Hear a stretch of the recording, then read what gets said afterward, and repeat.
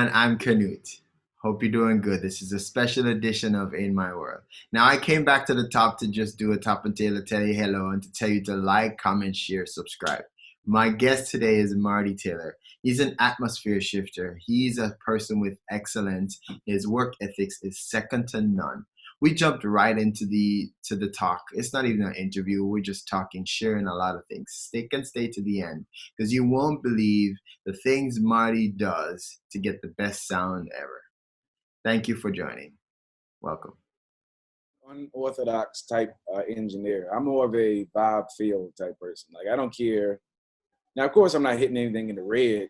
Trying my best, but it's all about the feel of it. It's the energy, the vibe you're creating in the room. So you can sit up here and say, well, it's technically not bad. Yeah, but if it ain't, the crowd ain't moving or it ain't feeling it, what you talking about? Like, So I think that's where I'm good with this. I'm fine with that. Trying to talk about it.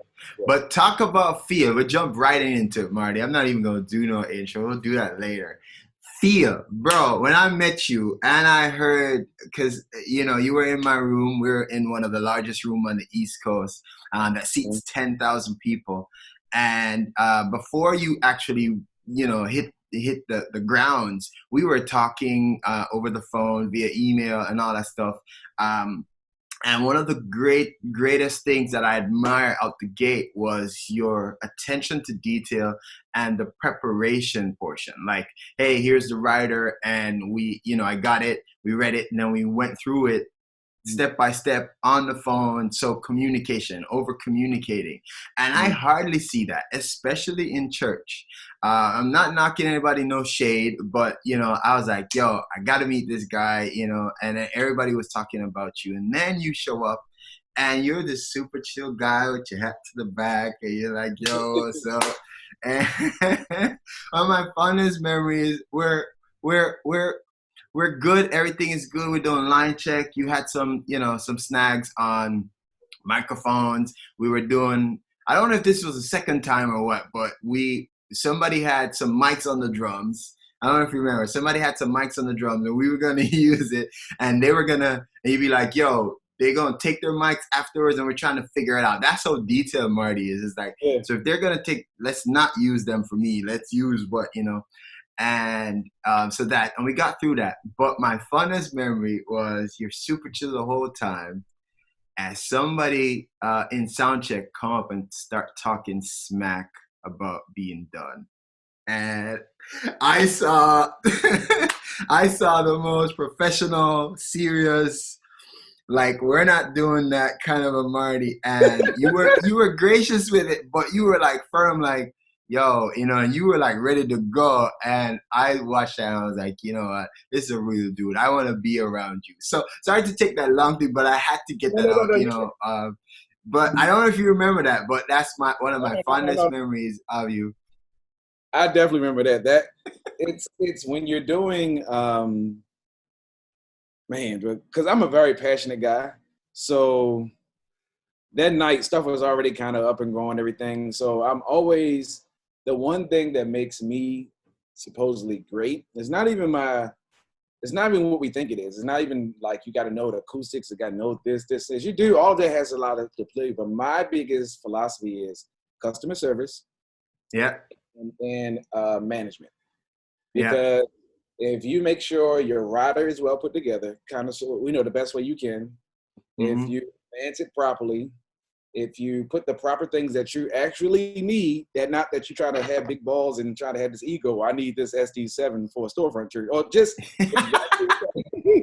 exactly what the artist needs. You get all that stuff straight. You talk to their, person in charge. You talk to them with common sense. It's a train ride. Then you go from that to making sure we all good, what you got, cool. You get to the venue, it's just, just game structure. This little thing, file management, it's simple stuff that we, but that day, we was under the gun, I remember, and that guy came up to me, he was like, first of all, we were late because of something time-wise, it wasn't my fault. So it was like, all right, when an artist hires me, we got to talk about what happened in Africa. Yeah. But when an artist hires me, I'm acting as your attorney, sound person. So it's like, no, like I'm not letting my artist, especially now I have a little bit of a just a little teeny bit of a credibility. I can say little things now. It's like, Come on, you got lots of credibility, bro. Nah, man. One thing, if this Corona stuff has not taught me, you can be taken out quick. And you the Xbox master at that point. So Yeah. Be like sitting at home, man. I wish I was on the road. Did I miss lobby call? But yeah, he came up to me. He was like, something. And I remember wanting to snap, but I just talked to him because I remember you set the tone. So if I would have came at him over the top, then I wouldn't have got what I needed. So I let him know kindly, I'm not having this. It's your fault. I need you to fix it, please. Yo, guys, I saw a different side of Marty. Like I don't want to use this at you because you're no way, I don't want to like put any labels on you, but you were like seriously straight up like gangster, like, yo, we're not doing that. I'm like, yo. And for me, I'm there diffusing, but it was somebody, I don't even remember I know it wasn't anybody on my team, or it was just huh? Oh. Mm-hmm. He was a stage manager with that wasn't even a stage manager. Okay. Yeah. So it was somebody that spoke out of turn. Like I couldn't even hold it, So I'm in the middle and I'm trying to like, diffuse it. But then you had to get out of that situation by yourself because I wasn't gonna be like, oh no, thing. But the funny as how that story is, that's a life lesson, and why it's important to me is, like you just said, you have to set the tone. And many a times it's people around you in the facility, the system techs, even just a stage manager, somebody just in passing could say something and trigger and change your energy. And then you go down that trail and then now the show is gone. And the purpose that you're there for, that you take weeks, months, sometimes even years to get to this point, somebody with a smart mouth that don't understand or don't even care say something, and so that spoke volume to me because it spoke of your character. Like, look, I'm passionate about this. I want to be respectful of you and the space and all stuff, but here's what I need, and thing. Most guys would have gone like, yo, let's take this outside. I've seen fights, bro. I've seen literally a fight. The person grabbed, I ain't gonna tell you the artist or who these people, but they grabbed them and they're swinging. I'm like, I'm not bro, I'm not there.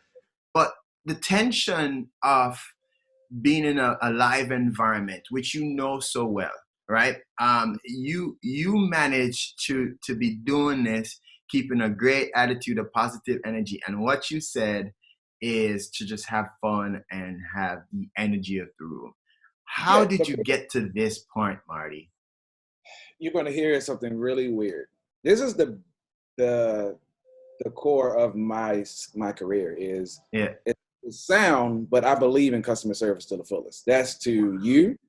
Wow. That's to, as the house tech or the manager of that facility is respect. And you said the vibe. The best school that I ever went to, the best sound school that I ever went to was Verizon Wireless. Wow. Here's why.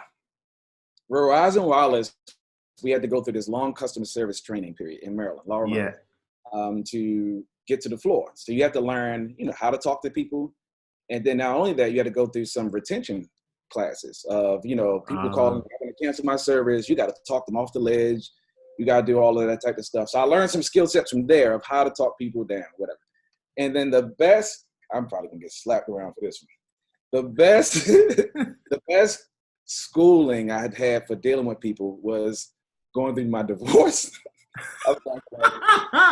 No. But going through divorce, I had to go through a lot of like personality classes. Like, Whoa. See, we're gonna get deep with this one. Yeah. Love language stuff or personality stuff. So I took those skills and brought them to the market. Because now you got an artist on stage, they're not really talking to you or they kind of short. So instead of you getting in your feelings or the MD, you got to read the room. They're probably introvert. Israel, when I first started working with Israel New Breed, he was kind of like that. He talked to who he was familiar with, but everybody he wasn't, he spoke nicely, but he just kind of kept to himself. So you'd be like, hey, you'd be like, yeah. You'd be like, God, man, what is wrong, man? Or the vibe, and he's an introvert. So let him be an introvert and kind of move around that way. Or when I went to the person I learned a lot from too is Rico Gonzalez. You know Rico? No. Have you heard of him? I heard of him, yeah. Yeah, he's another guy where stuff can be going haywire on stage. He was like, "Hey man, come on, we good." What? We not good. But it's just when the band and the singers and everybody saw him like that, and everybody's kind of, "Oh, I don't have this. I don't have this in my mix." It brought the whole. So you control the vibe. You set the vibe up, and then you keep that, and then you keep the respect level there. You'll be fine. But I almost practice that so much more than sound. So when I walk on the stage, I cannot even touch anything. But if I come to the monitor board, they're like, "Oh, thank God Marty's here." And I could be standing there, they'd be like, "Whatever you just did." But it's just not even that. It's just the confidence level. Yes, exactly. Exactly. Exactly. It's a safe zone. But they're on stage, they're presenting, they're ministering, or you're with whoever you're with, they're presenting something. So they're vulnerable at that moment. They're in a creative zone. So you're there to aid them. And wherever it's making sure they're good, or as long as ain't nobody throwing no cheers at me. Yeah. I mean, I can take them and say, "Hey, I don't have this, or I don't have that." Cool, no, you don't have this, cool, no problem. And then I'll check back in. Did you get that? Are you good? And like, now they looking at me. Now they're now they start to come down. So now you created the vibe. Yeah. Now everybody's made to minister well and be creative well, and it's a win-win for everybody. Then we're like, okay. And then what happens is sometimes you might not be on the next gig, and they get another tech, and they be like, "Yeah, we need to." And that's how my name started getting more and more. It wasn't that top of the line mix, you know what I'm saying? Because that's not the key, you know what I'm saying? But yeah, that's kind of that. And then, like you said before, what were we talking about? As far as the signal flow, like in the beginning, make sure the process is good, making sure your inputs, because remember we took time on the console, make sure the inputs are this way, your effects is laid this way. That's how my process goes, everything like that. Very simple. Everybody thinks it's hard. It's not. I'm elementary. So simple steps, and that's some people would be like, "Yo, how does Marty get that sound and be great?" And everybody's calling Marty and stuff, and they're not knowing those are the simple things, and it's life lessons. Now, I had to learn that the very same thing, Marty, and it was after my divorce that I realized that I had to create the energy around me. Right. And so I I've been through 2 divorces, right? So I never learned from the first one that I had to took what I never did, right? Us as musicians, I'm a nice guy, ladies. It's not me. Please, there's nothing wrong with me. It's just, but anyways, I never learned from the first one. And the things I learned never shift the things inside of me. And I had an epiphany like wee hours this morning, and I'm like, if you're harboring a lot of negative energy, there's no way you can output something grand. Like if somebody call you and have a positive, track to work on, whether it's studio or live, and you go with some kind of energy on there, you're bringing that on there. So you have to purge yourself with that. And so I learned that from my second divorce to say, you know what? I have to control my environment. I have to control the room that I'm in, and I have to be in a happy space, a mental space. Because if you're going, man, this is bothering me. It's in the back of my head. There's no way you're gonna output the best of you, and the people that you're working with are gonna suffer from you not giving your best. Now, talking about signal flow, bro, I watched you go through each thing and do line check. Some people skip past line check and they just jump in to get the band there. You did line check and gain staging, and we won't give away all that you've done, which is fine because they can still get the process, but you have to put the work in, and that's what you're doing.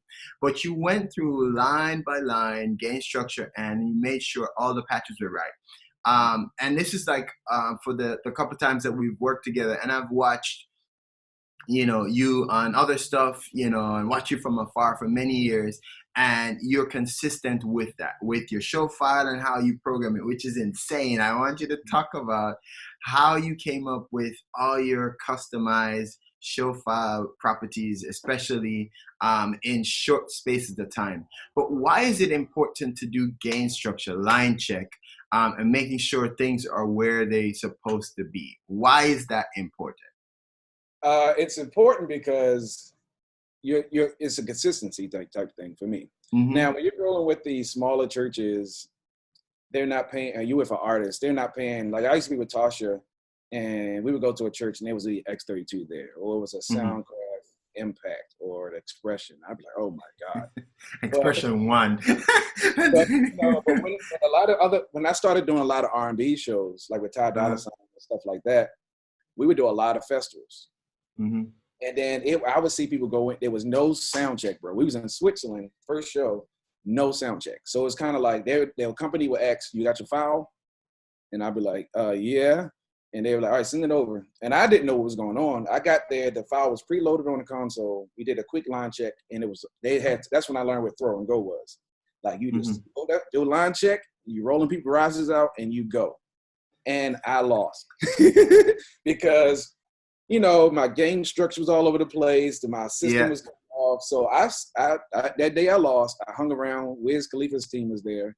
It was a bunch. I watched them guys and how they kind of process things, how they went about things. Or my dude Bear, and he's the audio tech for Show Brady at Potter's House, North Dallas. But he does babyface monitors, and they did a line check, a whole 48 channel thing. And Babyface got up there, then I asked for one thing. So I'm like, okay, it's something I'm going wrong. So basically what it is once you set your mix and everybody's good, if I make sure everything is at 0, because my kick drum, it's not hitting in the red, it's not going all the crazy, it's at 0. And if the keyboard player starts to get too loud, and then I adjust his gain, of course, you adjust the gain on, I'm speaking for monitors, I'm sorry. But if I'm on monitors, I adjust the gain, then I'm good for me, but now I done adjust it for everybody else now. So it's little tricks of adjust this here, massage this back in. So they look in, by the time they look over there, it's back in. They be like, okay, I know I heard something, but like, But here's the thing though, when I did that and kept everything streamlined, the input list was consistent with the router, like we talked about earlier. Everything was consistent. When I started doing that, I literally would just send people my show file, get over to Europe or Germany, whatever, or wherever the shows I was at. They loaded the desk, line check, and then once the show started, now, of course, I would pink all the packs, make sure everything left and right, line check. The show started. Once I got everything at 0, kind of sort of, everybody's mix is at least 95% done that fast. Nice. So it's little stuff like that I did. And then it's like, don't overdo it. Like with your room, you had a nice sounding room in there. How you doing? How you doing? So you know what most, immature techs would come do? I gotta come in and I gotta retune this whole bro. Like this sounds like terrible. You're passing like, what's wrong with here? Like this going, but what the ideas came in, I just listened to the boxes, listened to the room. Okay, load of 10K here, load of something here. That's it. And then we go from there. Your gain structure is so important, man, because you just do so much with just your gain structure and your high pass and your EQ or your comps and stuff before even any play. You're straight. But people get you halfway there, man. Get you halfway there. You don't understand, bro. That. You talked about show file and how confident you are about sending your show file. Most guys, I don't know why they're holding your show file. And for me, my show file is your show file. Like when you came to my room, you started from my show file. And that's because we not only had a rapport, but you saw that I had a good brain on my head. And at least, you could do starting point and massage that. And then more detail to customize what your pop groups would be and where your effects would lie and more detailed stuff. But you never had to start from scratch because I never wanted you to start from scratch. Most guys, they're like, yeah, you're coming in, you're the big wig, we should see, and I'm like, that's not the energy that you want, and I'm fine with sending my show files ahead of time, giving people my show files, even taking it, because unless you know how to use it, and even if you do, you're still not going to sound like me. That's true, but here's my thing. This is very interesting. I like this topic because I was just reading an article, and they were talking about to give or to not to give your show file. I'm on the fence of both sides. One is, I will give it because, especially on those festivals that I do, the big festival shows, sometimes they need it to prep everything. They need it to get going. Or it might be or something like that. I don't mind. But here's the sticky side where I actually side with some of my colleagues. Mm-hmm. And this happened to me. I ain't gonna say who it was, but it happened to me last year. Mm-hmm. Get your show file kind of sort of good, dialed in. I've been working on the show file for about 6 months of shows. Mm-hmm. So it's dialed in at this point, especially on ears. If it's just an all-ear show, it's dialed in at this point.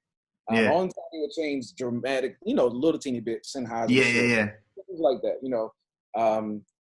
But yeah, I got it straight, and I couldn't make a show one day, and then they was like, "Yo, man, we have the monitor guy kind of struggling. Can you send me your file?" I said, "Yeah." Sent the file. They loaded it in. Even though he didn't massage it like I normally would, he had an 80% starting point. Yeah. That show file, kind of liked him because he was a cheaper bet. They got rid of me. Kept my show file. So now they're rolling with my settings. Hey. So Okay. I could get why certain people was like, "No, I'm not sending you my." You got to look at it as a what is the phrase that people say? Intellectual property. Yeah. It's your recipe. It's your recipe, and it can be a recipe for disaster for somebody if they don't use it right. Yep. It's like, my mom used to keep this little book in her kitchen, and, she handwrite the recipe for her famous Christmas cake, and I love to bake and bake from scratch, right? And so I would like take it out when I was older and starting to read and 3 eggs and flying and do it. And my cake never came out nothing close to my mom. Whether she improvised on how much vanilla she uses or whatever it is, I could never get it. And it was right there. I read it word for word. I read it. Right? The same now, reverse is true. Like I started to bake, and my favorite cake is carrot cake. And so my mom tastes my carrot cake and she's like, "You have to send me the recipe." I send it to her. She's trying to make it. She can't make it like me. There's no way. But I agree with you, because there's times where I'm at a show and people are like, "Yo, let me get that show file. I'm like, "Why are you on me? Like, what are you doing there?" I'm like, if you don't know what's under the hood, you're gonna be in trouble, Mm-hmm. And so for you and I'd be like, "Yo, this is what I have on my insert. This is what's doing some tricks that if on the surface you look, you won't know, and you dug deeper, switch around stuff. I feel if you have a camaraderie and you're fine with it to share, show files, and that's it based on the situation. But, it's one of those things that, at first, years gone by, I wouldn't, share it at all. Like, I'll do sound check. I'll put it on a stick. I'll wipe it off the console and I go back, because what people would do is they go, "Oh, it's yours from the time you left." And somebody went in and do something crazy. And then now I'm like, how is it sounding that way? Why is it sounding that way? And it's not my fault. Somebody went in there and poke around and did something and didn't, or they save it and then you come back and you're feeling like, "Oh, so no, this one on my stick is the one that's going in, loaded in." You make my chest hurt. I had an instance. This is where I didn't use this is where I started to learn self-control on gigs. Same thing happened. I'm not gonna tell the artist, but me and the artist kind of fell out. We good now, but. Once again, I'm protecting my artist. I save my file on his console, and the way this artist works, they go straight to the stage and they go straight in worship. Boom! It's like we ain't got time for this. They like that, so you got to be right. This artist gets on stage. I asked the guy. I said, "Man, they didn't tell me they had praise and worship." He was like, "Oh yeah, I saved." I said, "Dude, so you know what you do? You save, and then you scroll down, and then I usually save like different spots on the console, just in case somebody trying to override me a little bit." Yeah. I loaded that file up, dude. He erased the other two, and then he started from my file, but when he went to save his settings, he saved it on my file. You know what I'm saying? So he saved it on my file, and he saved it on my file, and then basically when the artist went to go get up, everything was backwards. So like the house was coming through the monitors was coming to the house. So he's trying to play his guitar and he's going off. And because he can't hear, he's straining his voice. It's just, we was losing the congregation, the vibe, it was losing. I snapped. Dude, I snapped. Anybody would have snapped. "What did you do?" He said, "Oh, I don't know." I said, "What the did you?" I lost it, bro. Like, went off at him, and then afterwards we were good, but the artist found out, and please just say what happened after that. So it's an hour, bro. So I won't even be mad at you. Marty, how did you fall in love with audio? How did you fall in love with doing what you do? So basically at my church, I grew up at Bethel Temple Church of Christ. It's in Baltimore, Maryland, West Rogers Avenue. It's my home stomping ground. So my bishop hated, he didn't like, I'm going to say hated, but he didn't like for the young people just to be sitting around. Like, he liked people to be active. So he came up to me. I went up to him after one service and he was like, okay, I need you to get into something. And I was like, well, what are we going to do? He was just like, why don't you try getting on the choir or the ushers? And I was like, yeah, I'm not walking around with no white gloves doing a little march thing. That's what I'm not. Sit here, two. Okay. Oh, you're not going to move your pocketbook. All right, next row or whatever. But I'm not. I wasn't going to do that. So he was like, let's get on the choir. So I actually got on the choir for a little bit. I liked it, whatever. But then he was like, okay, I'm gonna pray and I'm gonna come back to you and we're gonna see. Came back the following week. He was like, all right, got it. I need you to report to Vincent Fields and Richard Dumas because I'm going to put you on the tape ministry because God said this is what you're going to do the rest of your life. And I was like, the tape ministry, bro. You're living it up. So I was like, all right, what I got to do? So, because, I'm a junior, they're not letting me touch anything. It's like, you got to move the mics kind of, the pastor needs a mic, you pass it, and then you kind of let us know what's kind of, and I'm just like, it's boring. Boring as From that point, I was 13, and I kind of started hanging with different people. And then what happened was, it all kind of turned around in 2000. So I was at a church, Maryland Mass Choir did a live recording at Israel Baptist, and a company from out your way, Big Mo Recording, came up. I don't know if you heard of them. They was there. So they was like, hey, we need somebody to come help. So I got on with them. When I went to the shop had another guy named Dean West. I don't even know Dean West. From GDIC. So they put me on with Dean. Dean put me on with his rehearsal spot with Drums Unlimited. Nice. So that's where I grew up at. I kind of grew up in that. So then from there, that's how I kind of doing that. And then Dean used to have a lot of celebrity stuff coming on at his rehearsal spot. So he would make me sit there and watch. And that's how I got my chops up. I got my signal flow chops up from working on the recording truck. So so yeah, I was assistant engineer on a lot of stuff, like Tie Trooper Stand Out. That was me doing that. Nice.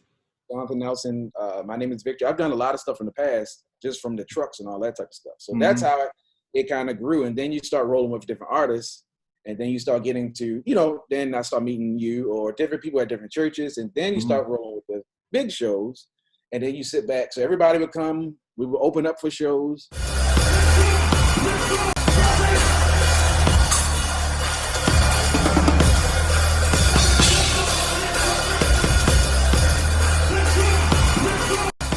Everybody would come and leave. I would stay there and sit with these techs because that's when I would see the 5D or the PM5. That stuff, like on the Midas Heritage. And I'd be like, oh my God, I'm just so. They'd be like, what do you work on? I'd be like, Mackie 1602. You got a reverb unit on there. That's what separates kind of like a me, you, and a few others. We do church. And we do it well. That's our heart. That's our main. So I always pray. My prayer daily actually is to be one of the go-to guys in the kingdom. But you are though, Marty. I mean, yeah, but you are. I'm very humble because it's so many. This is why I'm humble, man. Because there's so many good, dope techs out here, like you and like everybody. But the thing is, people just don't get the call or the spotlight. Because if they do, they will be on the road. Because I know guys right now that just home at their church mixing Sunday mornings, and they will destroy me. Really, it's like, but it's, so that's why I'm so humble. Because it's like I look at it like this. Even if you break it down to states, one person, one tech per state, there's still not that many gospel artists out here doing something, which means you're still out. So if you even get the call to do something like that, man, I take it. I treat every gig like it's my last gig. Yeah, and definitely. That's my thing. Because I treat every gig like I'm a walking business card. Because I'll never forget that show with that choir. Oh Lord, I told it. Anyway, I remember me mixing that night, and I remember everybody kind of like, whoa, wait a minute, like what? Whoa, who? So I remember packing up, and the rows behind me, they just started clapping. Yeah, man. bro, like you did it. And I've seen, and what would help me really, what blessed me is when I watch YouTube stuff or hear people's comments, and then people with comments like, when Donald got up, the way things were, it was just there. Yeah. It was like when John, that situation happened, I was like, man, like, so that's why I'm humble, bro. It just, from where I started from up until now, it's all God. You know what I'm saying? It's just, all it takes is one bad mess up or one bad misflight, or you can't, somebody steps in. And even at my speed right now, or my level, it just happened last year. I couldn't make a tour, and they filled in, but he was good enough to carry the tour, and they never called me back. So so I just try to, every gig I have, man, just take it like it's the last. Yeah. That used to plague me a lot, Marty. It still does to this day, but not so much. It's a little bit now. It used to be a month where, I would not get callbacks, and I would bust my brain trying to figure out what is it. Did I not smile too much? Did I mess up? I used to pride myself on not having feedbacks, and I used to do this thing with my team, hashtag no feedbacks. And that was a win for me. Like, if there was no feedback and everything was good, then I was like, yeah. What do you consider a win for you? A win for me is less, a lot less problems, feedback, bad cave, just stuff, anything that we could prevent beforehand. Let's make sure that's good. If the artist walks on the stage, the crowd is, if it's a gospel show and people get saved, or people really walk away feeling something, or if it's a hip hop rap show where people just, the energy, the vibe, like I feel like I won. Like, that's a great feeling. You walking off. It's not, I do a lot more monitor engineering now, but it's a great feeling when you kind of rapping with your headphones and the artist walks off and like, yeah. They're kind of like, yeah, dude, they're already, and it creates a vibe. That's the vibe. It creates a whole circle. And then we go to the next city and everybody's good. Versus, I had a show with Tamala Man one time, and it was bad. They didn't advance something. It was us and Kurt. So it was me and Rico, and then Kurt had his team at that time. And then something happened with the patch and crossover. And it was the most frustrating thing. So for me, because I'm such a caring person, to see them like upset because stuff is not right, it's like you got the ears in, and then it's like, Greg, they just looking. So now the artist is just, now the vibe is just gone. So it's like when they walk off that stage, it was like the most defeated. Everybody just rapping cable. It was just like, like, don't talk to me. Don't say nothing. Don't ask where catering is, where craft service is. Don't ask. Don't even, just go outside. Find some way to go sit down. Yeah. You just gotta remember, like, it's about, us production people, we have a bigger role than what we have a bigger role than what people box us into. Whoa. It boxes into, there's just a production guy, or there's just no. Like, we create. You're gonna try it. Let's try this theory. Let's sound lights or something, mess up doing service or concert, and see who gets the rap. Because we carry a lot of the weight. Yeah. So because of that, we have to be okay with being a Dark Knight or a ninja, because it's like we're going to be the ones doing a lot of the work, but we don't get the credit for what the artist does, and that's okay, because our job title is, just like right now, it's like there's stuff going on with Corona, and like some of the the police officers or the medical people, I know they're getting burnt out, but they knew what it was when they signed up for it.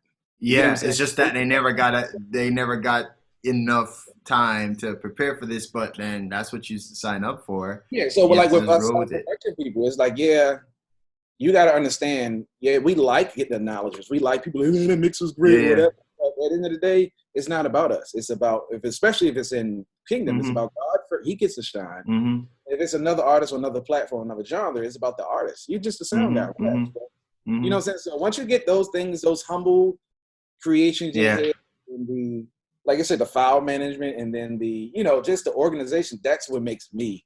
And that's what I'm trying to like teach others. Like, hey, let me teach you sound. I'm like, well, let's talk about being late for lobby call. That's the stuff that let's talk about that. Actually, me and Kenny Leonard, Tasha's husband, we was talking about one time doing a like a workshop, but they would talk about being professional, like what it takes to stay on the gig. You know what I'm saying? what it takes to stay on a tour bus and not be stinking, or you got no tour bus etiquette. Yeah. Tour bus etiquette. Yep. Yeah, what it takes to do all that's what I really want to get into. And Kenny's super professional, a super nice guy. He's just like, just, hey, this is what we need, and he's super chill, So yeah, definitely you guys like doing that. Kenny's like me and you, where Kenny has had the one thing that blessed us is having the opportunity to do sound outside of church. Yeah. You do sound for like different R&B artists or rap artists, and it's done on this level with this amount of equipment. I love it because now I've seen 8th Day Sound or these big companies, how they do the sound setup. And guess what I do? I put it all in here and I go back to my home church and I say, okay, cool. Let's do this way. Let's set it up this way. So me and you or other techs that I know, we come to church with a certain vibe, like a road vibe, where we know God, we love God, but it's kind of like, yeah, no, this has to be this way. This got to be. Yeah, it has to be this way.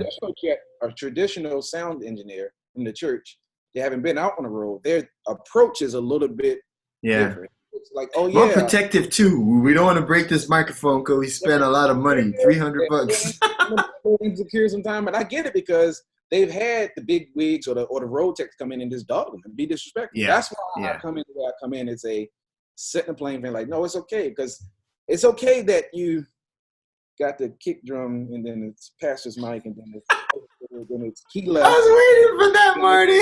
Right, and then it's key right. Like, oh my God. So they like, choir 1 here and then choir 2 all the way. So versus going in there. For it. Oh, I'm telling you, versus going in there, lighting them up. I'm more of a, it's okay, no problem. We'll fix it. But you gotta understand, it's not them. They just never been exposed to that stuff. So some of them never seen a rider. I remember being in team huddles and they go, "What's a rider?" Some people don't know stage right, stage left, upstage, downstage. Some people don't know, drummer's perspective. So it's and that's what we're called to do. With you leading your audio team at your church. They're getting this wealth of knowledge every time you're there. And if they just pay attention, with anybody that's wanting to volunteer or to shadow you or to be your mentee, all they have to do is just watch you, and they are getting like the world's best knowledge, on top of you're keeping consistent and you're always keeping sharp. At your home, why do you have a setup at your home to practice in times like these when you're not on the road? What's up with that? You have a full-on my little setup right there. Bro, why? Okay. How did that come about? So it came about as a joke. Like, we had a little party over here one night, and then most it was like musicians text, so we all just talking music. Yeah, music. Like, man, let's pull up this, man. Let's see what we can do. And it's like competition. But then it's kind of like, oh, wait a minute. Like, this is like think about it. A keyboard player can sit home and shed. You see guitar player. But how many sound people actually go home and just shed? Like, none. So that's why I was Marty. Like, okay. You're the only one. And I'm always learning. Like, I'll, go look at your console, look at some settings. Like, oh, okay. Or I happen to go behind Armando Ford or happen to come behind somebody else. And I'm like, okay, learning. So those things, what I do is every time I'm on tour or I'm somewhere, I multi-track and save it. You know how we did. So that's what I'm pulling up. I'm basically pulling up shows, sessions, and just fine-tuning while I'm sitting here. Just trying to stay on top of my game. Aaron Lindsay, we went to Deeper Conference, and he was talking about, somebody asked him, how was he able to stay current throughout the years from way back of Israel stuff, and then another level, then deeper, and then all that type of stuff. Because most people, artists that come out, they have a sound, or even musicians, and it's that stuck sound that it sounds like they just can't move with the times. So it's like, no, I only use analog, son. You gotta be able to adjust with the times. Keep your flavor, but adjust with the times. You know what I'm saying? McDonald's has throughout the years adjusted with the times. I'm about to say something, but I know that's going to go a whole nother route. But that's kind of going back to, everything circles back together. That goes back to the churches with the streaming stuff.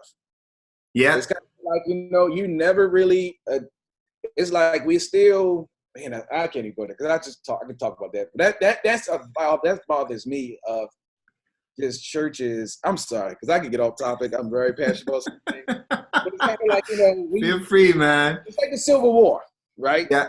I'm very dumb with analytics these things. Right? They all back in the day when they used to shoot, they used to go one little bullet, they got pow. And then do it all over again. Yeah, think about if we shot and fought that same way. We would be murdered. They would kill us over there. So it's like, if we know that with that, if we know we used to dress a certain way, but we dressing different, why are we not still not dressed different? Or the times change. So why are we still doing the same things in churches? Yeah. We're still doing the old slave kind of back, that whole style. Yeah. We move with the times. And it's like, yeah, we can't conform to the ways of the world, but at the same time, it's a different way of fishing. We got to get the fish different. The fish are now swimming this way instead of this way. So I do the same thing when it comes to sound. It's kind of like, you got to stay sharp. Okay, cool.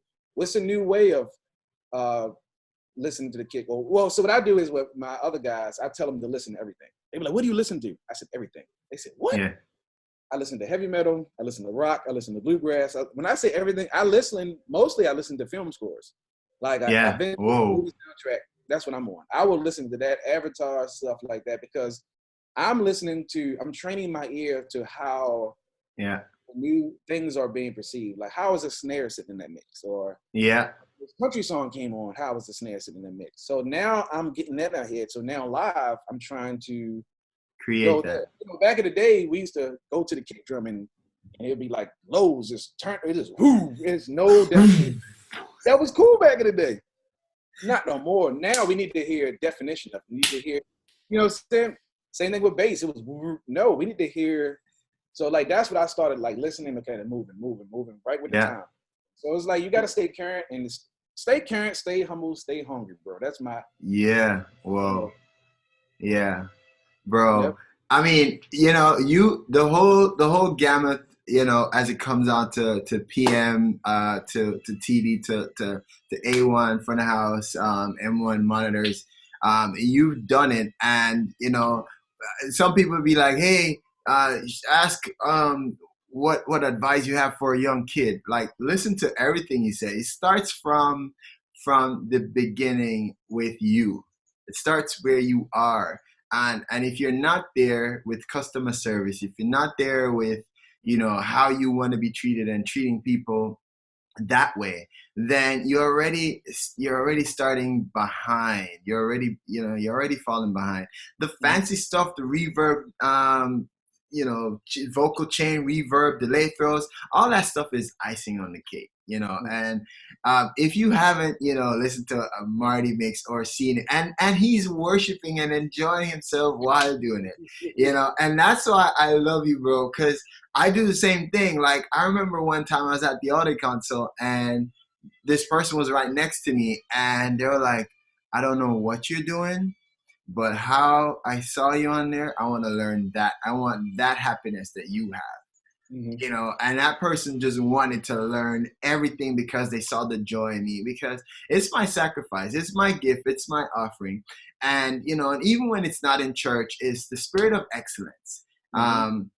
That we want to see our band. Like, I see myself as a part of the band, and I know you do too. And everybody is a unit. Like, when your band come on, let's talk about this. When your band comes on, it's like this well-oiled machine. You're the command-in-chief, and everybody is working with you. Like, the drummer is not noodling and doing all kind of crazy stuff.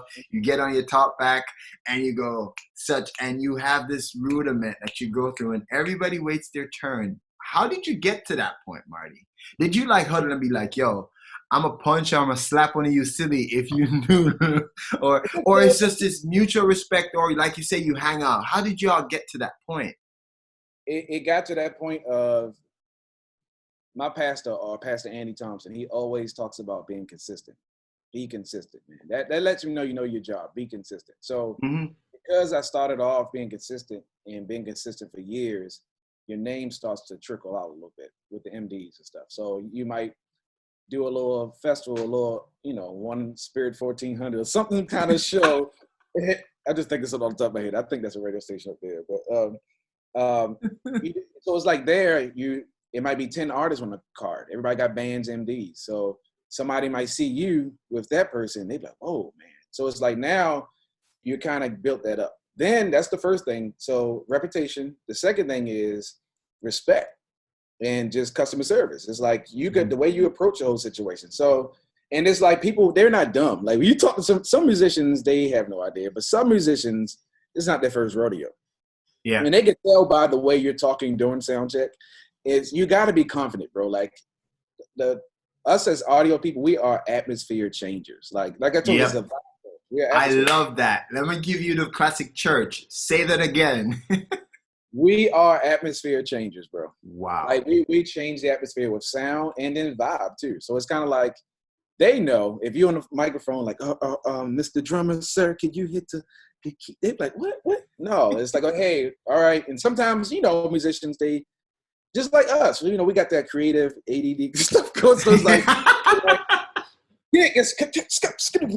hey, there's people. I'm like, okay, we're going to start sound check. Hey, first of all, good afternoon. Hey guys, what's up? Make it a little joyful. Now let's get to business. Okay, give me a kick.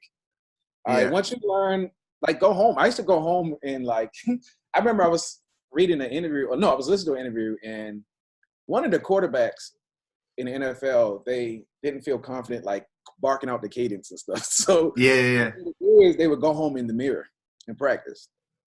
Wow. I said, what? So they could feel confident. They looking at the face, how they looking. I look like, sir, no, this is more believable. Sir, it's like, so what I did was I did the same exact thing. So when I went in, I would go home in my mirror and I would learn the process. So I learned I would watch how people did sound check and I would try to mimic it, whatever. The best one I did and I learned from was Chris Baker with Israel New Breed. The way he did it went from the drums. First, he got everybody good in their ears of their own self. Cool.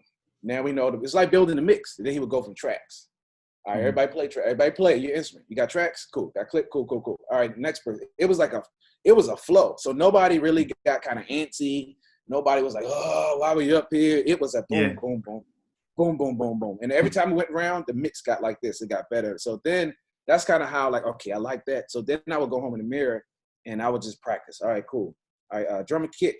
Cool. And I would learn my flow. So by the time I got to the live show, it was rolling like that. Boom. So by the time we got, and it's almost, I treated it as though we building the mix too. So like your snare, the way you do studio mixing, whatever, I do it the same, sound check the same way. So that kind of got it there to the point where people would be like, oh, Marty's there. Okay. All right. He's ready. Or it's like, okay, he knows what he's doing. So let's just, let's just pipe it in. Or let's just, so it's like, it's like it's reputation, consistency, and just being humble and creating a good vibe. I'm all about it. That's amazing. I would have never thought of that. Thank you for sharing that gem. Thank you. How was the day your mom showed up at your gig? You remember? Hey, man, you remember that? How was that day for you? What was going through your mind, and how did that feel? It was a bittersweet day. My mom has always seen me do sound in churches and, hear little things here and there in my church. But, not saying I respect all artists at all. I treat every artist the same, whether you're a storefront praise and worship leader. Yeah. But let's just be honest. Like, when you get a call to do Kirk Franklin's tour, like, you're like, yo. Like, dog, I'll make it to the big time. Because Kurt and his team and Ron and all them, man, they run that shop over there. Like boom, boom, boom, boom. Yeah, tight. Like, tight, bro. Professional, the pickup, the lobby, like everything. I love it, man. So, I don't know, man. I don't know, man. It's so much that I can say about that, man. But it goes back to just being fundamentally. You just gotta be. I don't know, but that day, I'm sorry, there's so many emotions going on because that day, I know. I talked to my dad that day. I don't know if you saw that he was ready to die. So I'm like, man, it's a big show. We got a day off in Baltimore. Go eat some crabs. And I'm gonna be at the Hippodrome in front of my hometown crowd, my mom, and then I get a call saying that it's my dad is about to die. So I got to go. The team prays with me. I had to go down to the hospital, which is so blessing because the hospital was right across from the place. Yeah. So then, I was kind of cool after that. But to see my mom come down, bro, and she walked in there, and then her not really understanding stuff. So she's like, why is all this smoking here? Like my face. Why is this? And then she knows the soundboard like in her church, but for her to see like a SD10 with the full waves, and she's looking at me and I'm watching her, and my love language is like words of affirmation and like stuff like that. Yeah. So it's for her I'm watching her looking at me, and she's talking to her friend like, yo, my son is here doing this. It was the best. It was always like I made mama proud, bro.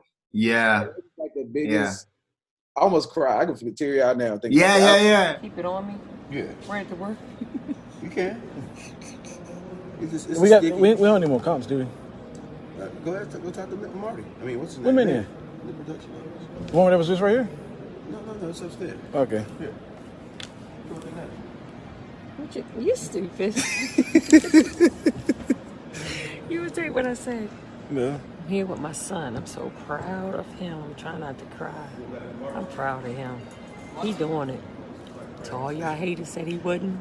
Oh my God. I love it so much, bro. But she got to see you in action. She got to see you with this passion that you had for years, and see it with this, I consider Kirk to be right up there. It's like one of the highest, in terms of the whole structure, the musicianship, everything. And for her to see you there, and for you to like walk her through the process of what you do, and some understanding, but then to hear her talk so proudly of you, I think that's just amazing. It speaks to how you were raised and how you are in this, not only in the space of audio but in life. Bro, I honor you. I really, really do. And I thank you so much for taking the time, and dropping these gems and making it come down to guys, we could get really, really technical. Like Marty's technical to the T, like frequencies and the amount of decibels for that very frequency and vibe and sound. But as he shared, it's the simple things. It's the things that you're not paying attention, the confidence that you emote, the energy that you give the people around, the things that you process, and even going through life's challenges and life's stuff, you can learn from that. People would see certain things in life as failure, but to see it as something that you grow and learn from to make you a better person. And that's why they call you. And that's why you're on there. And whether or not they call you, you've created this haven in your space that you could pull up shows and keep on it, because you're not sitting and waiting with why they're not calling. How come? Wonder if you're better in your craft. And if more people would take a page out of your book, Marty, the world would be a better place. Bro, I thank you for being you. I thank you for even taking the time to talk with us. We chop it up all the time, but for you to just drop it on here, thank you. It's amazing. Thank you. No problem, bro. Anytime, bro. We gotta do part 2. Yes, definitely. Let's do it. Let's do it. With much to talk about. We weren't gonna do this. Hey, how you got started? What's your fun? It's really just to jump into stuff, because sometimes in production, and Marty, back me up on here, sometimes you just have to run with it. It's hi, hello, and go with it. Sometimes you don't have the luxury of sitting down and having this long production meeting and meeting over coffee and stuff. You just have to go and get to it. And we just wanted to just get a little peek of your world of production and audio engineering, whether it's front of house monitors, and just to hear some of your stories. We haven't heard the stories of like the fun places that you've gone in the world and the things that you've seen. I know you have tons of stories, so we'll save that to part 2. We'll save that for part 2. Check out Marty. Check him out on social media. Check out his website. He has the dopest website ever. Tell us your website and all your handles, Marty. It is martyaudio.com. It's up right now, but I'm still working on it because we were waiting on some friends to do stuff. You know how friends be, man. Yeah. Are you a perfectionist, Marty? Yeah. Okay, let's have an intervention now. Okay, how much of a perfectionist are you?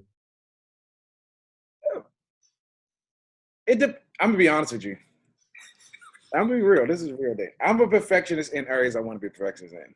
Oh, That's a vulnerable statement. I'm real vulnerable to say it. But in areas that I needed to be in, I'm from 1 to 10. I'm about a 15. I'm Yeah. real anal when Whoa. it comes to stuff because I just know how important shows are. And then, like you said, you just never know. I've been doing sound since I was 13. I'm now 39. So I've had way more experience than a lot of people. So I have a Rolodex of problems. And it's like, like stuff, man, you just never know. Like we was talking about the show file stuff. I had to get in an arena. Yeah. We were the opening act. And right when it was time for us to get up, that's what they said. Up, got closed down his doors. And I was like, but because I had my show file on my profile dialed a certain way, all I did was I said, can I at least play 2 songs? So I played a song, got the system kind of how I want it, and then we did a quick line check. Manny was on my, and I did the rest of the stuff in my headphones. So that mix hit because it just your stuff knocked, man. Yeah, I was just prepared, you know what I'm saying? But if you just gotta be prepared, man, for every thing, bad thing, good thing, you know. Yeah, Marty, let's do a part 2.